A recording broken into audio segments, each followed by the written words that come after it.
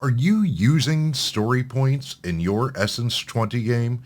Do you know what they are, how to use them, and better yet, how to get them? Let's have a look at the meta currency for the G.I. Joe RPG and other Essence 20 games from Renegade Games Studios.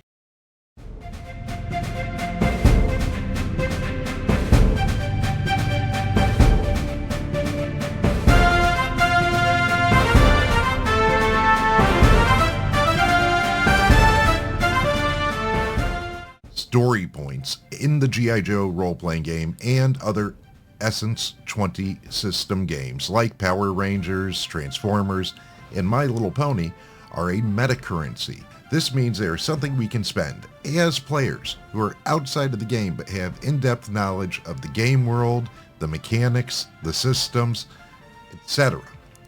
to impact the outcome of the events in that game world. There's a lot of talk about the evils of metagaming.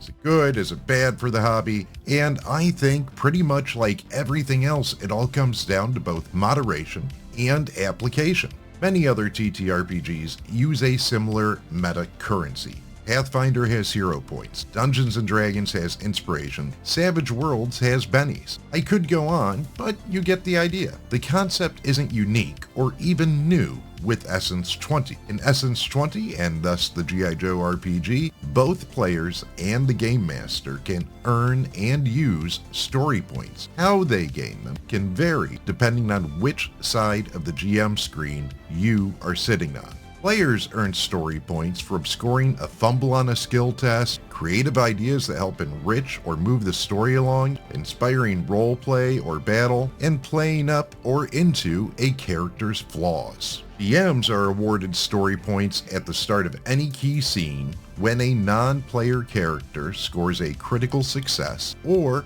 when a PC makes an ethical decision that they may come to regret. Story points spend the same way for either the player or the GM. They can be spent to reroll any die that comes up as a 1. They can add a +1 to defense after defense has been rolled.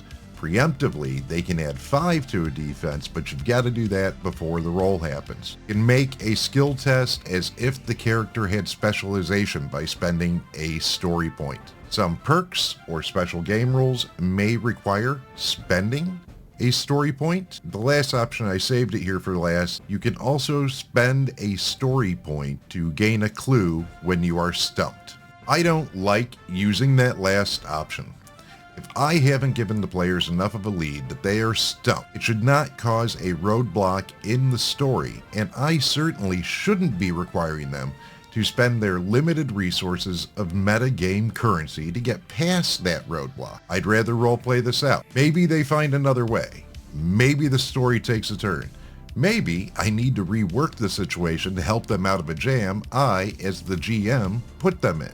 I also like to use the story point as many other games use their version. I like to allow players to create a truth by expending a story point. Now, it's already there in the part about gain temporary use to a tool or piece of equipment. We're just going to expand on it a little bit.